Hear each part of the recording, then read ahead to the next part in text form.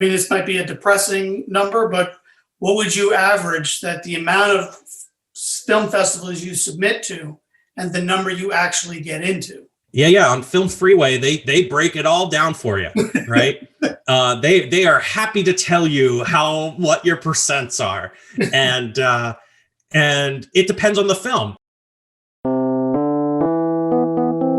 I'm Brandon C. Lay. I am the founder of Living Proof Pictures.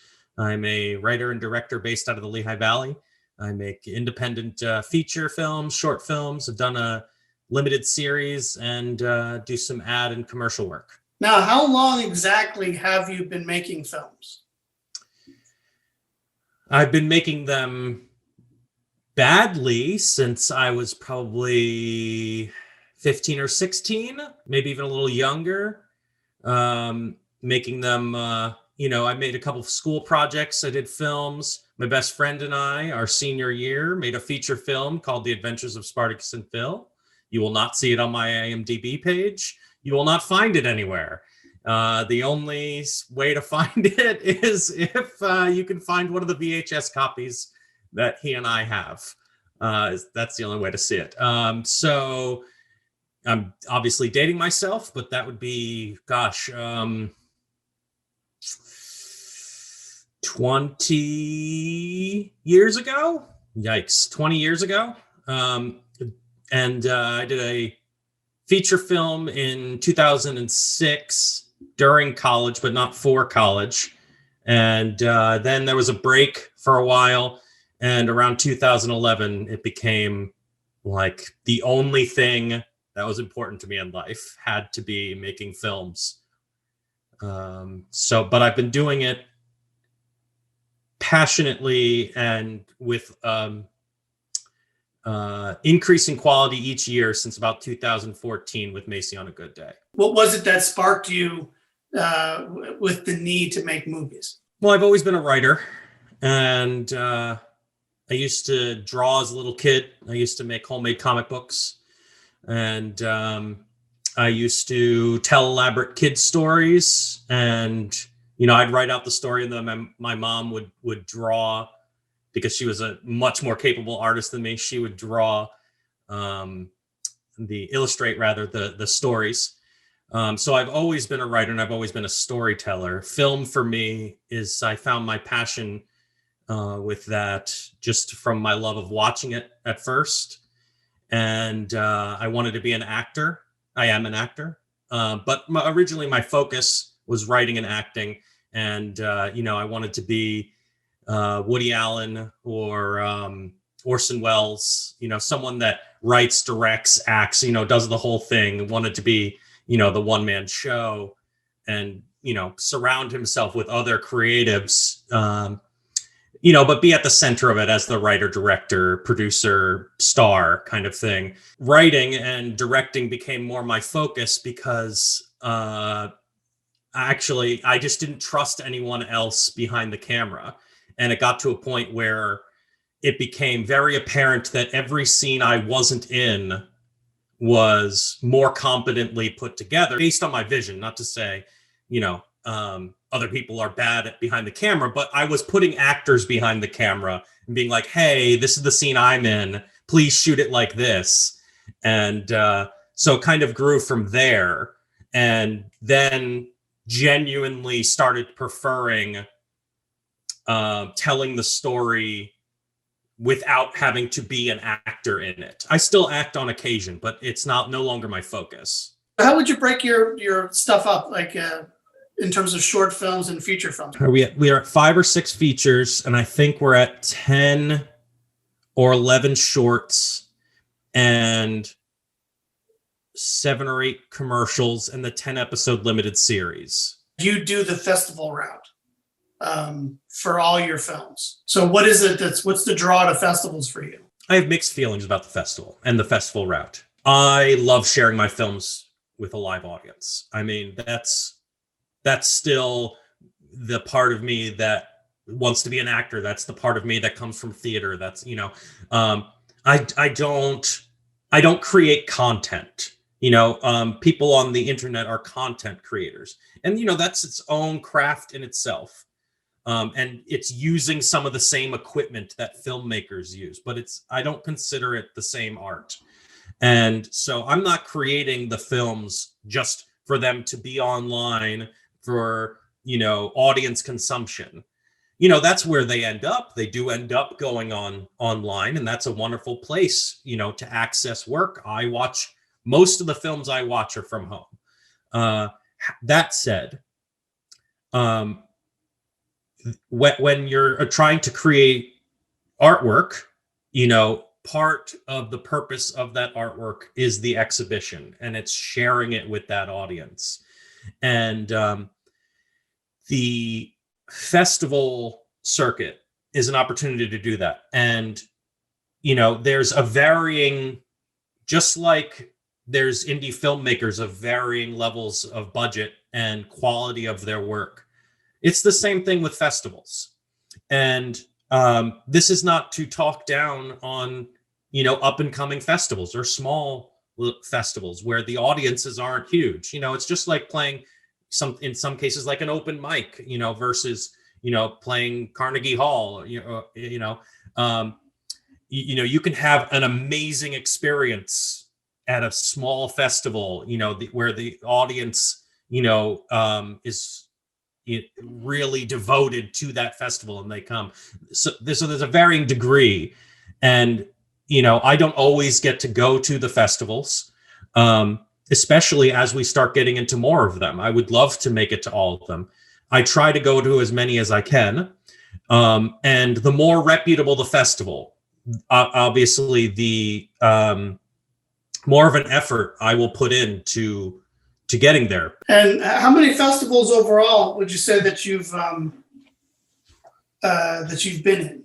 Gosh, I think we're probably up to between 25 and 50. I don't often count festival to festival. I don't keep a tally. Maybe I should. I do with each specific film. Like I could tell you just by looking at our poster, we've been accepted at 10 film festivals for this film. But there's overlap. That's the other thing too, is I stick with the festivals that keep inviting us back. And as we grow, I want them to grow and vice versa. And it's really awesome coming up with the film festivals. One of my favorites is Reading Film Festival.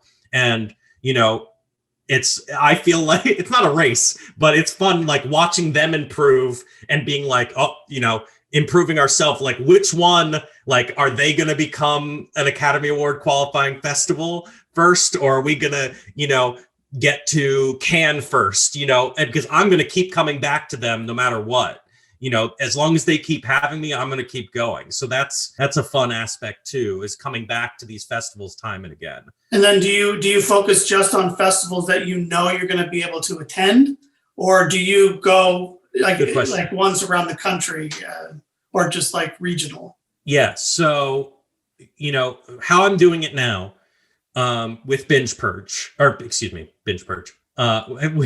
Bitter Taste of Ginger. What I'm doing right now, because we just finished post-production. The last piece of scoring was just finished this week, and I just started submitting it.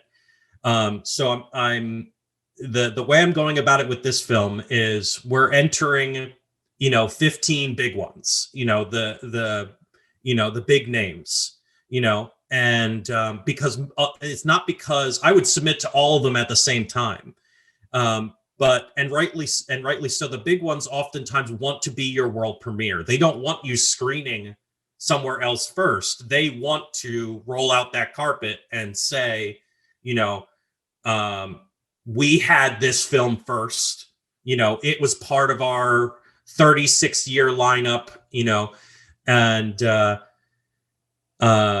and that's important to me and to them. So we're going that route first. And then from there, I'm going to submit to all the places that we have loyalty to, that we've been coming to for years. And I don't want to say we're a shoo-in. They could always say, well, we don't want this film this year. Or, you just weren't good enough, or it doesn't fit our themes this year, or whatever reason. It doesn't necessarily mean the film's bad.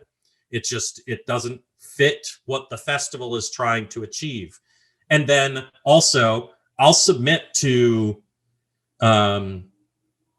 25, 50, who knows how many festivals that we've never submit to before, never gotten into before.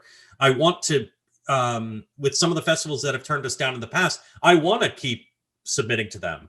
I want them to see the persistence, that we're not just a flash in the pan, send you one movie every 6 years because, again, hobbyist, or don't have the time to make more. This is what we do, and I want them to see a submission from us every year. And that does, that costs money, and it can get expensive. And the success rate is very low. Like, the people on Facebook that follow us and our fans and whatnot, they see the successes. Yeah. And what they don't see about those successes is how much more meaningful some of them really are when you consider the success rate and how many we're getting turned down from. I think if other filmmakers are submitting and getting turned down a lot, sometimes it's because they have a bad film, but it's not always that. Sometimes it's you're not submitting to the correct festivals, or you're shooting too high and you're not understanding that, if you start here, at the festivals that have only been around X amount of years, you work your way up. And would you say, this might be a depressing number, but what would you average that the amount of film festivals you submit to and the number you actually get into? Is there like, what would that ratio? Yeah, you can see all that kind. Yeah. On Film Freeway, they break it all down for you, right? They are happy to tell you what your percents are, and it depends on the film. Short films do a lot better at film festivals. And we're pushing features sometimes, and I'm not going to take it as a defeat if Bitter Taste of Ginger doesn't get into any of those 15 festivals we sent it off to.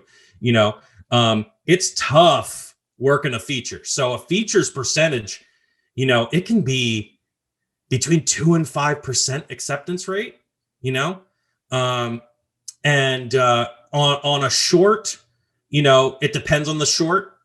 And I usually know, like, I've been doing it now for a while. Like, I know, which because we've made a bunch, obviously. And if it's not a niche film of some sort, then, that percentage is going to be lower because you're throwing a wider net. If you make a horror short, right, and you submit only to horror film festivals, if it's something of quality, that percentage should be higher. But if you're making, just a regular drama, and you don't know who that drama, that personal story is really going to speak to, so, some of the shorts, it's 5%. Some of the shorts, it's been closer to like 15 or 20. And, but that same thing, the more you submit to, usually that number's not going to get higher usually, It usually it's a very low success rate if you're looking at success based on how many festivals you get into. Right. Yeah. And then so you're submitting to the festivals, and then you get to go to the festival. What's that experience been like for you in the times that you've been able to attend them? Like, what was what was one of the better experiences you had at a film festival? I'll give you my 3 best. I won't go into describing all of them, but my first time at a film festival was in 2016. We were accepted at the Marietta International Film Festival, which is now the Cobb International Film Festival. And we got in there on the 24-hour film race with A Hole to China, which was just a 5-minute short. And when we got the news that we were a finalist for the 24-hour film race, we were ecstatic. Yeah. And the leading actress in it, my friend Valen, who I've worked with many times and has given some amazing performances in the stuff we've worked on, she was unable to attend the actual festival. However, my best friend plays, I call him Phil. His real name is James Mason. He's a very talented actor and composer. And he did the music and starred in the film. And he and I drove down with his now wife, Vanessa, who is also a very dear friend of mine. And we drove to Marietta, Georgia together, 12-hour drive, 10-hour maybe, and only attended the day our film was screening in the awards ceremony, where I have never been happier about winning an award ever in my life than when Valen won Best Actress. I yelled from the back of the auditorium and ran up to the stage to collect the award for her. And I think I would have been less excited had I won. But the fact that someone on my team won, and it was the first time. We've won a lot of awards since, and but it's because it was the first one, and this level of validation on the film that we only had 24 hours to make, and so collecting it, we also took home 4th place. And the following year, we ended up actually taking 1st place. I won Best Director, Phil won Best Score, Sid Stauffer won Best Supporting Actress, and that was amazing on a completely different wavelength. But that, those were amazing festival experiences there. Consistently my favorite though is Reading nearby. I love that first of all, they put up all of their filmmakers. They give them a 2-night free stay at a hotel, which has filmmakers wanting to come and attend, and then they do. And then you actually get to meet all the other filmmakers. It's not like just a grab bag of who might show up, who isn't going to show up.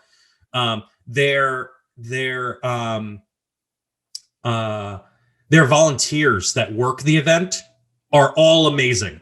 Like, I don't know if they just weed out the bad ones or if they just I don't know how they found all these amazing people.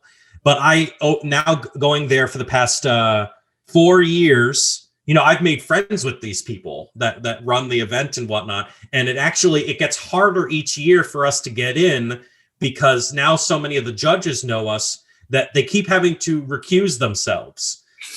So they can't actually vote if our film gets in or not. So, I mean, I want to say we're a shoo-in because we've been in for 4 years, but I'm not, no lie, I get a little nervous each year. I don't think we're going to get in this year because I think we're bound to find the judge that just doesn't like what we do, that hasn't recused themselves this year.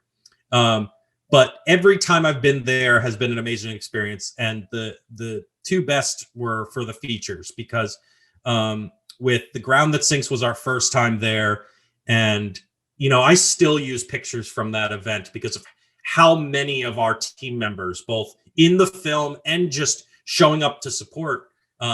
Sid wasn't part of the film, but we were working on the Worry Doll. So she came, to the screening. And likewise, Valen, who was in The Ground That Sinks, but not in Worry Doll, when Worry Doll screened there 2 years later, she came up to the film festival to see the Worry Doll.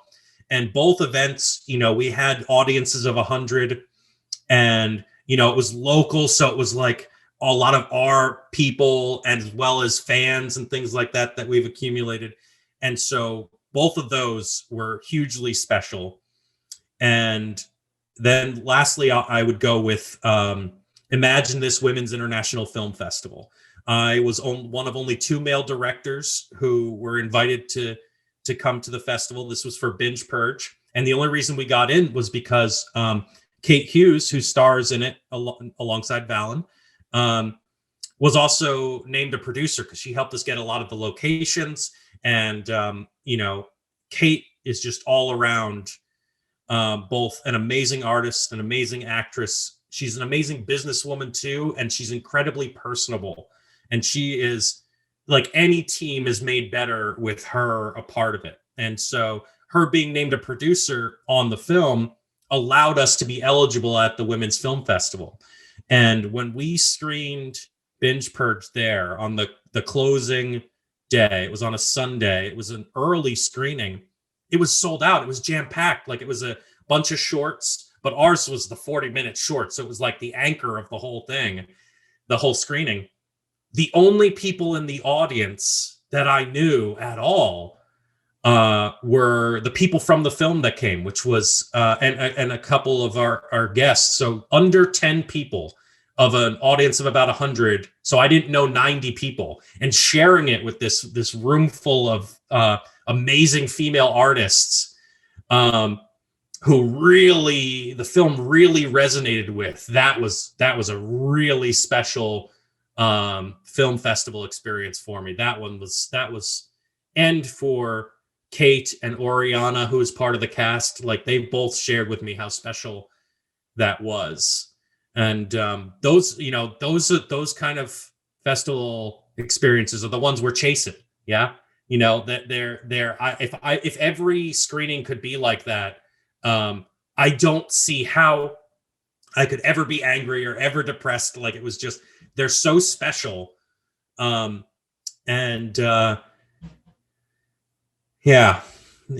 hold those very dear to my heart. Would you say that you've had a bad festival experience where it just either didn't go your way, or something was off about the way the festival was, or maybe just the festival itself wasn't what you expected it to be? I mean, this is, again, I don't want to take anybody's face away. Like, they're all up and coming, just like a lot of the films are. But frankly, a lot of them are that way. A lot of them aren't the things I'm describing. A lot of them, you show up and especially if it's in another state and you don't have a name for yourself, it's not the festival's fault. You're not a draw, and a lot of the films that they have, there's not necessarily a draw in it, and so there are times when you screen for, I kid you not, I screened one of my features for an audience of 3. I made up one of those 3. Yeah.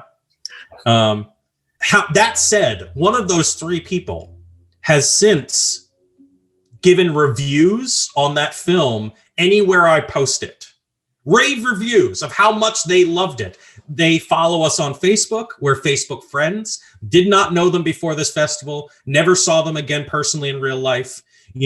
But is now what I would call an actual fan of, our work and my work.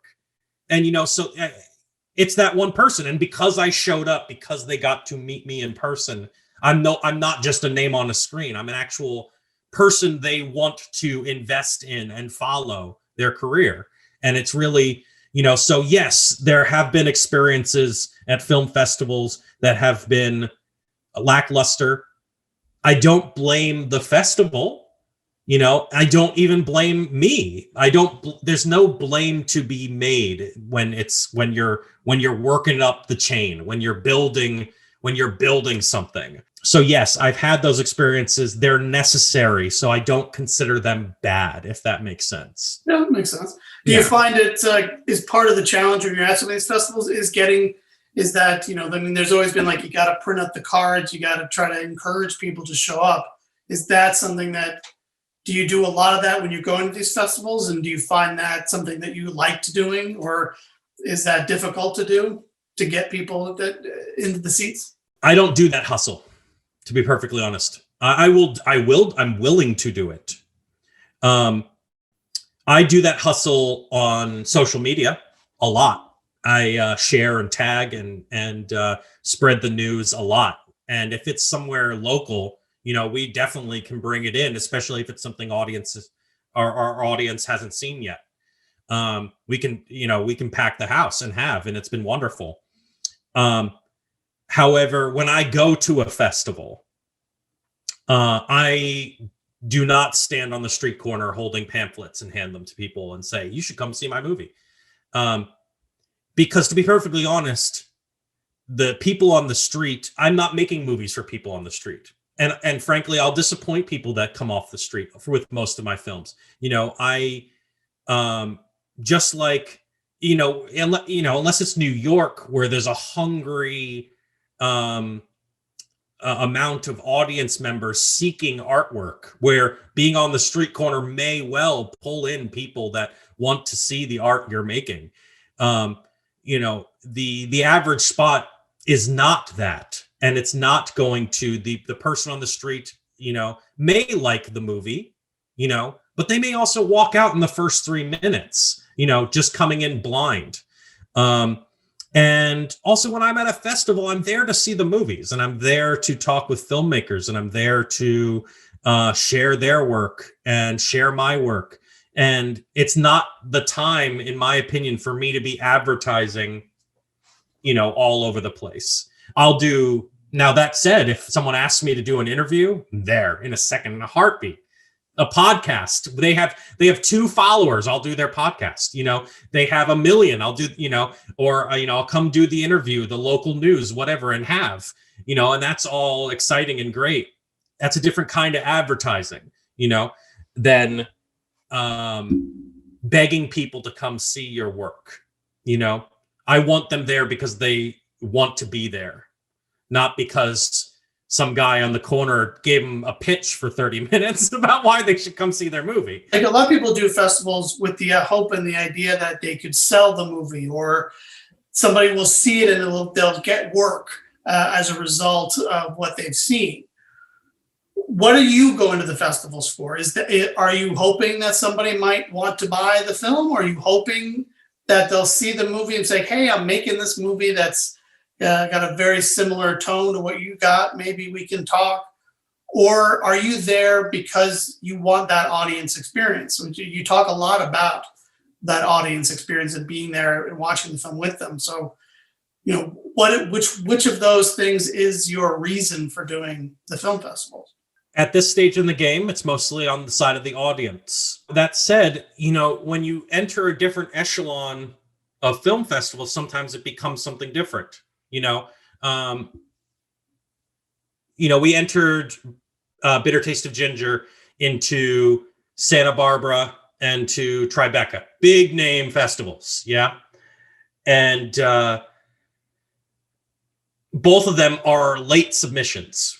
Late doesn't mean you're late to the party. It just means this is your last opportunity to submit. And now normally I would never do that.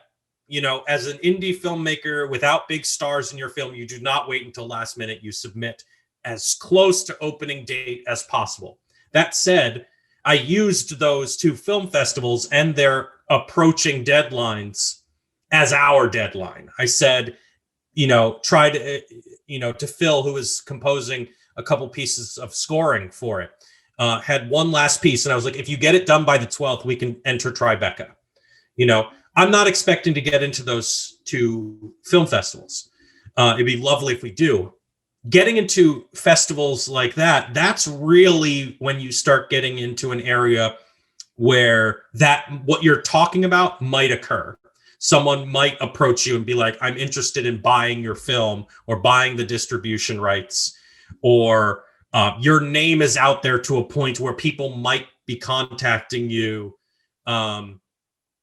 to work with, or to, find out what your next project is, where the possibilities open up in a different way. To be perfectly honest, at the stage we're at now, if someone's offering to buy my film, they're not offering anything I can't do for myself. Most of them are offering, we can get you up on Amazon, we can get you up on VOD, all this other kind of stuff. And, I can and do that on my own and self-distribute. Their level of distribution, the success cases they have are the people that are good at promoting themselves. It's not because of their promotion. At the level we're at now, they aren't offering me something that's going to genuinely benefit me. And in fact, it's going to lose us money. Not that we're making so much money. We're really not. It's not about making the money. But my point is, like, with what we are making, they're just taking a cut of it to do what we're already doing for ourselves. So it's really, right now, it's mostly establishing that growth, that metric of growth that I'm talking about. The fact that, at one point in time, I would say, oh, we got into 3 film festivals and would feel like that's amazing. And now it's more like, oh, Cue Ball got into 8, or, simple as that, got into 8 or 10 or whatever, wherever it's at the moment. So it's that metric, it's the audience experience, and it's not currently, oh, I get the chance to sell my film or someone wants to hire me. That said, getting into the film festivals has opened up opportunities to work with other people, where people do want to work with me or work, on the films that we're working on. It is a great way for exposure. At these film festivals, we're building our audience. That's a big thing, is our audience isn't just Pennsylvania based, isn't just in the Lehigh Valley. It's where we're most consolidated. It's where we have the biggest following, right? But the fact that we are getting into festivals in the UK, and the fact that usually when we win our awards, it seems to be, in the UK, or sometimes it's more local, but and that kind of metric tells me, oh, maybe my stuff speaks more to British audience members who are more rooted in theater and are more cerebral than they are pretty colors flashing before their eyes. My audience is finding me. It's not always the job of a filmmaker to find their audience. It's the audience. It's the job of the filmmaker to put their work out there often enough and find the places enough, for the audience to find them. Or at least that's what I've been finding. If somebody is looking to, is making their films and wants to do the film festival circuit, I mean, what should their perspective, what do you recommend? If you're just starting out, or if maybe you've just got that first film that you're trying to get out there, whether it's a short or a feature, how do you think they should be approaching the film festivals when they're getting ready to submit? Yeah. Expect to spend a lot of money. Whatever amount you had to make the film, you got to remember over the course of the next couple months as you're submitting, each one of those is going to cost money. Whether it be, there are some free submissions out there, and there are some up and coming festivals. If you're a student, gosh, I wish I was making movies and had the equipment I have now when I was a student. The things that are available to student filmmakers is insane. The opportunities that's available to them. It's insane. Also, right now is a great time for diverse filmmakers. If you are a person of color, or if you are a female filmmaker or identify as a female filmmaker, it's a great time. I can't tell you how many festivals that I've been entering now that have actually been asking me on a checklist, is your director male or female, or prefer not to say? All this list of things, because they're really making an effort to be diverse, which is awesome. But now is the time to take advantage of that, right now, because who knows if 5 years from now, after, if it's viewed as some kind of fad, which would be really unfortunate, but it might happen. Now is the time to take advantage of that stuff. They may still not let you in. I don't know what the gatekeepers are thinking. I just know what's out front, and that there is an effort being made. So take advantage of that. So if you are a filmmaker that fits that bill, go after that right now while you can. And then the next question to really ask is being honest with yourself. How good is your film? And if you can't be honest with yourself, find someone who will give you, who knows what they're talking about, who's actually either has good taste in film or is a harsh critic, all those things. And if you can't be an honest judge to yourself, find them, right? And have them tell you how good your film is. And if it's something that's really good, and not just because you're friends with the person, really good, right? Then take your shot. Take your shot at the expensive festivals where you may get turned down. Start making a name for yourself. And if your film's not so good, we all start somewhere. If your film is just technically speaking, or you're not a good writer, or you're not a good director, you don't have good actors, whatever the issue is that makes your film not good, be honest with yourself. If it's not good, right, then start at those up and coming festivals. That's the big thing, is anyone that's starting out, is just be honest with yourself, and then shoot just slightly above where you're at and take steps forward. You know, if your movie isn't good, but you want to be a filmmaker, then, and you want to go the festival route, then submit to the newer film festivals. There are some festivals that you will get in if you're submitting to enough of them. They may not be great, but they're a starting point. And then you'll see the other films getting into those film festivals, which will give you another idea. If you're judging these other films harshly and your film is among them, then, and you think your film is the greatest thing in the world, you might not be being honest with yourself. What do you feel that people should be looking to get out of the film festival experience? I mean, is it about the context? Is it about the thrill of the audience? Like, what is the key thing that, you know, because in this day and age, it's hard to say whether film festivals are as important in a business sense as they may have been in the past.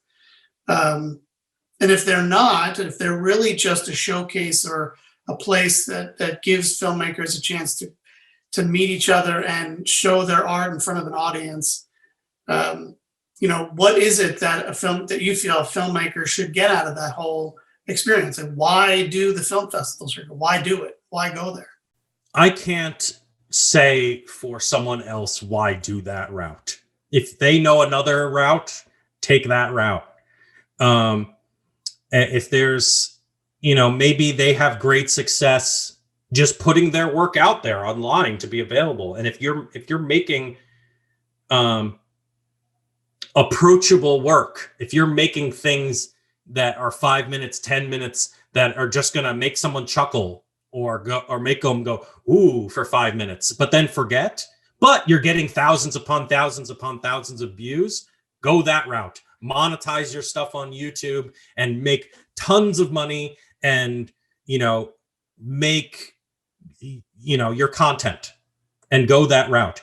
Most independent filmmakers and most indie filmmakers are content creators. And that's what I've seen, right? Is the difference is if you putting out your stuff online and just saying, hey, I made something, watch this. That's not how you see most things that one might call art. Sometimes you do. And I'm not saying that the film festivals are packed with art either. I think going the film festival route is building that clout I was talking about. Not all of us went to film school, and our contacts can really be built by the film festival route. I don't know that I would recommend film festivals to people, you know, and if you're just making one film every now and again, I don't know why go the film festival route. Maybe as a calling card, you know, if it's a short, you know, a short film can be a great calling card to other artists and other filmmakers and saying, hey, I made this. It got into 20 festivals. You know, the gatekeeper said it was a good film. That's a thing. Like, you know, these are other people saying that your film is worthwhile. And that might mean something to someone else, another prospective person to work with, saying, I made this 5 minute short. It got into 25 festivals. And, you know, it won some awards or whatever. It's only 5 minutes. Take a look. And that person may want to work with you more than just saying, I made this 5 minute short film. I know it sounds silly, but for some people, their decisions are made faster when other people say something is good already. What is your ultimate goal here for making your films? Is there an end goal there for you? Is there like, I'm gonna go until I get to this point? Like what is that you're looking to achieve? I realize some of my answers are rather long-winded. This one might be also. And I hope when you put the podcast together that it stays somewhat whole, because this point I don't know that I've addressed, which is the fact that the doing it is what's important to me. Part of me is already at that end game. The end game is doing it. The end game is I live for this, and I cannot and will not live without it.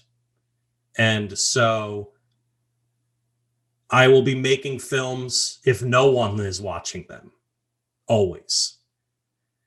And to that extent, there is no further place to go. Then there is the side of me that is always striving to do better. And the goal is, or rather what has been occurring is each film has been getting better and better based on the people I know who I can get involved. The fact that I've worked with several people numerous times and can bring out the best in them time and again, and they keep improving and we improve together. That's something beautiful in and of itself. And no further success needs to happen. The fact that the opportunity to do it is there and we're doing it. And we feel that we're improving on the inside. And the goal, the hope, rather, not the goal, the hope is that it can pay the bills at some point in time. That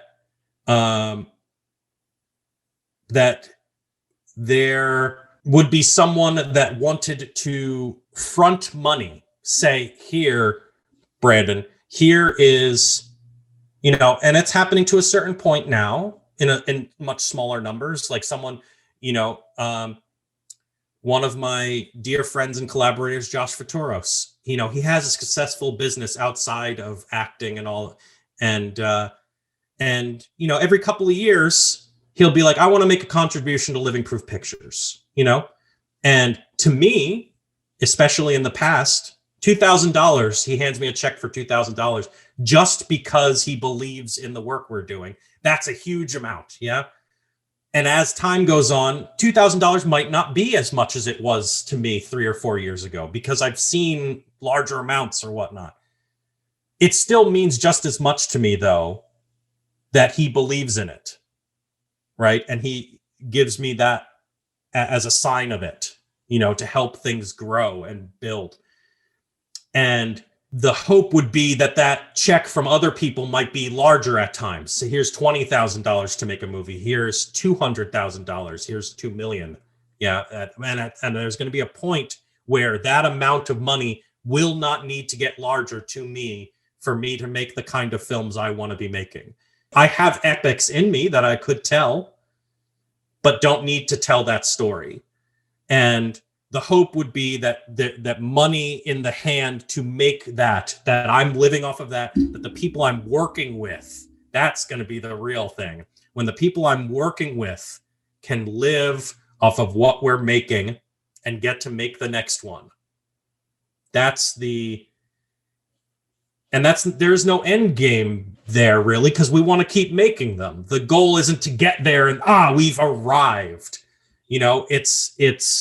It's just I want more money, not so I can have more money, but just so that the stories we're telling and the stories I want to share can be better. That's the real goal. And that's the difference between wanting it to just be a profession and the need to do this. I think that's a good place to leave it. Thank you. I know I get intense, right? It's like art,